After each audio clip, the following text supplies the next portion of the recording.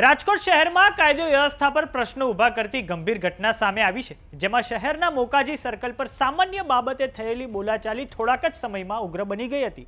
ત્યારબાદ કાકા ભત્રીજા પર ફાયરિંગની ઘટના બની છે, જેમાં હવે ભત્રીજાએ જીવ ગુમાવ્યો છે અને કાકા હજુ પણ હોસ્પિટલમાં સારવાર હેઠળ છે। તો આવો જાણીએ સમાચાર વિસ્તારથી। નમસ્કાર, જમાવટ સાથે હું છું પાર્થ।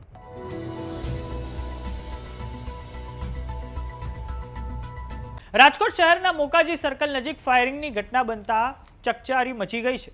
રાજકોટ તાલુકા પોલીસ સ્ટેશનમાં જે ફરિયાદ નોંધાઈ તે મુજબ 8 જુલાઈના રોજ રાત્રે 9 વાગ્યાના અરસામાં ફરિયાદી કુલદીપસિંહ જાડેજા જમીને પોતાની શેરીમાં વોકિંગ કરવા નીકળ્યા હતા અને અંદાજે 9:30 વાગ્યા દરમિયાન શેરીમાં તેમના માસીના દીકરા કૃષ્ણરાજસિંહ જાડેજા અને અન્ય 3 અજાણ્યા છોકરાઓ સાથે ઊભા હતા અને તેમની વચ્ચે ઉગ્ર બોલાચાલી ચાલી રહી હતી, જેથી કુલદીપસિંહ ત્યાં ગયા હતા અને કુલદીપસિંહે વચ્ચે પડીને પૂછતા કૃષ્ણરાજસિંહે કહ્યું હતું કે આ છોકરાઓ અવારનવાર આ રોડ પરથી અત્યંત સ્પીડમાં અને સાયલેન્સરના અવાજો કરીને બુલેટ ચલાવે છે અને હલ્લાબોલ મચાવે છે। તેમને અગાઉ પણ ઘણીવાર ગાડી ધીમે ચલાવવા બાબતે સમજાવ્યા હોવા છતાં તેઓ માનતા જ નથી અને આજે પણ તેઓ ભયજનક રીતે બુલેટ સ્પીડમાં રેસ કરતા હતા। આ બાબતે કૃષ્ણરાજસિંહે તેમને રોક્યા તો તે છોકરાઓમાંથી એકે મન ફાવે તેમ ગંદી ગાળો આપવાનું શરૂ કર્યું હતું। આનાથી ઉશ્કેરાઈને કૃષ્ણરાજસિંહે તે એક છોકરાને ઝાપટ મારી દીધી હતી અને તેનું નામ પૂછતા તેણે પોતાનું નામ અભિમન્યુ અને પિતાનું નામ રણજીત વાળા કહ્યું હતું અને આ પછી અભિમન્યુ તેના પિતા સહિત બાકીના અન્ય શખ્સોને બોલાવી લાવ્યો હતો અને આ પછી પિતા રણજીત વાળા અને તેમના પુત્ર અને અન્ય શખ્સોએ આવીને સીધું જ કૃષ્ણરાજસિંહના ઘર પાસે હવામાં ફાયરિંગ કર્યું હતું અને આ પછી કૃષ્ણરાજસિંહ પર પણ ફાયરિંગ કરવામાં આવ્યું હતું। હુમલાખોરોએ મૃતકના કાકા રહેન્દ્રસિંહના માથામાં પણ રિવોલ્વરનો હાથો મારીને ગંભીર ઈજા પહોંચાડી હતી। સમગ્ર ઘટનાના જે સીસીટીવી ફૂટેજ છે તે પણ હવે સોશિયલ મીડિયામાં ખૂબ જ વાયરલ થઈ રહ્યા છે। કૃષ્ણરાજસિંહને તાત્કાલિક ખાનગી ગાડીમાં રાજકોટની ગિરિરાજ હોસ્પિટલ ખાતે સારવાર માટે લાવવામાં આવ્યા હતા, જ્યાં સારવાર દરમિયાન તેમણે જીવ ગુમાવ્યો છે।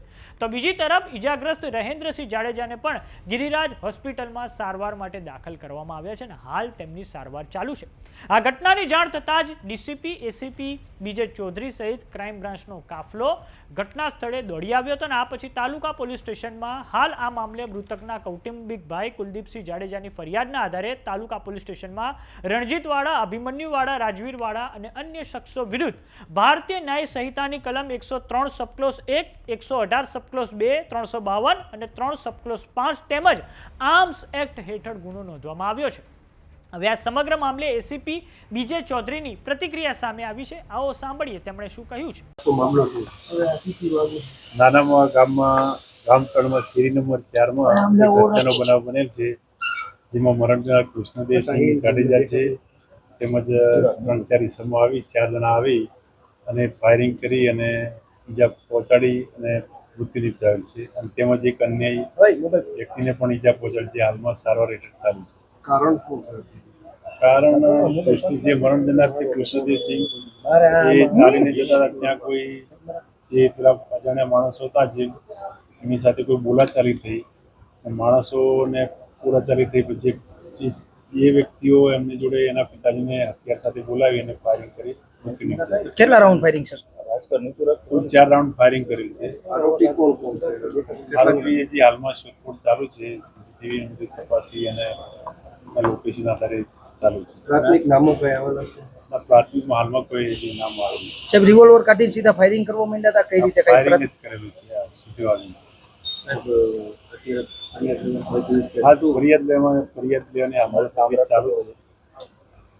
સાહેબ એમના ભાઈ પોલીસમાં રાજકોટ પોલીસમાં અને તો મરણ જનારના ભાઈ એ છે પોલીસમાં, યુનિવર્સિટી પોલીસ ટીમમાં છે।